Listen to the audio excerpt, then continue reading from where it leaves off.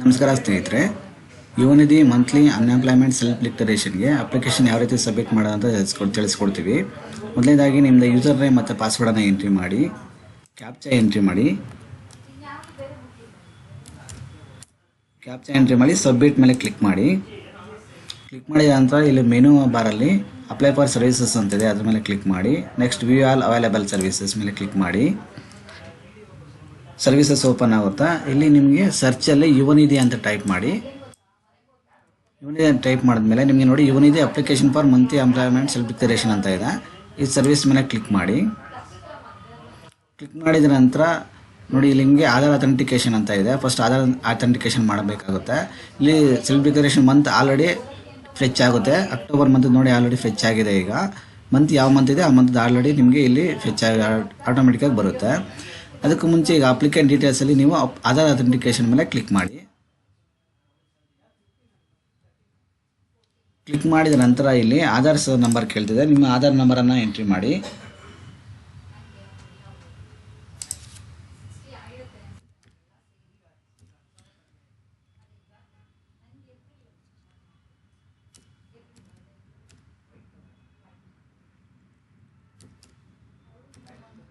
Aadhaar number entry ಮಾಡಿದ ನಂತರ check box ಮೇಲೆ ಕ್ಲಿಕ್ ಮಾಡಿ.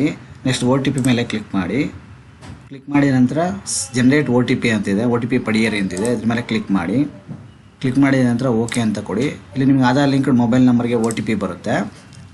OTPನ ಎಂಟ್ರಿ ಮಾಡಬೇಕಾಗುತ್ತೆ. ಆಧಾರ್ ರಿಜಿಸ್ಟರ್ಡ್ ಮೊಬೈಲ್ ನಂಬರ್ಗೆ OTP ಬರುತ್ತೆ. OTPನ ಎಂಟ್ರಿ ಮಾಡಿ. ಎಂಟ್ರಿ ಮಾಡಿದ ನಂತರ ಇಲ್ಲಿ ಸಬ್ಮಿಟ್ ಮೇಲೆ ಕ್ಲಿಕ್ ಮಾಡಿ.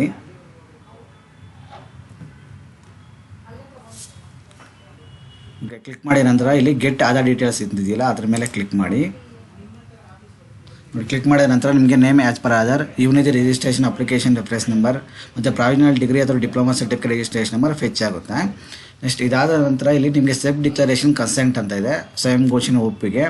ಡೀಟೇಲ್ಸ್ ಎಲ್ಲ ಓದ್ಕೊಳ್ಳಿ. ಇಲ್ಲಿ ನೀಟಾಗಿ ನೋಡಿಕೊಂಡು ಕನ್ಸೆಂಟನ್ನು ಕೊಡಿ. ಇಲ್ಲಿ ಬೇಕು ಎಸ್ ಆರ್ ನೋ ಅಂತ ಇದೆ, ಇಲ್ಲಿ ಕನ್ಸೆಂಟನ್ನು ಕೊಡಬೇಕಾಗುತ್ತೆ. ಎಸ್ ಅಥವಾ ನೋ ಅಂತ ಸೆಲೆಕ್ಟ್ ಮಾಡಿದ ನಂತರ ಇಲ್ಲಿ ಕ್ಯಾಪ್ಚಾ ಕಾಣಿಸ್ತಿದೆಯಲ್ಲ, ಕ್ಯಾಪ್ಚನ ಎಂಟ್ರಿ ಮಾಡಿ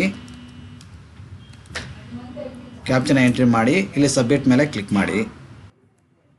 ಕ್ಯಾಪ್ಚಾ ಎಂಟ್ರಿ ಮಾಡಿದಾದಮೇಲೆ ಸಬ್ಮಿಟ್ ಮೇಲೆ ಕ್ಲಿಕ್ ಮಾಡಿದ ನಂತರ ಡೀಟೇಲ್ಸ್ ಇಲ್ಲಿ ಶೋ ಆಗುತ್ತೆ. ಡೀಟೇಲ್ಸ್ ಎಲ್ಲ ಚೆಕ್ ಮಾಡ್ಕೊಂಡಿದ್ದಾದಮೇಲೆ ಇಲ್ಲಿ ಸಬ್ಮಿಟ್ ಅಂತ ಇದೆ, ಸಬ್ಮಿಟ್ ಮೇಲೆ ಕ್ಲಿಕ್ ಮಾಡಿದ ನಂತರ ನೋಡಿ ನಿಮಗೆ ಅಕ್ನಾಲಜ್ಮೆಂಟ್ ಜನರೇಟ್ ಆಗುತ್ತೆ. ಇಷ್ಟು ಅಕ್ನಾಲಜ್ಮೆಂಟ್ನ ನಿಮ್ಮ ರೆಫರೆನ್ಸ್ ನಂಬರಲ್ಲಿ ಸೇವ್ ಮಾಡ್ಕೊಂಡು ಇಟ್ಕೊಳ್ಳಿ. Thank you.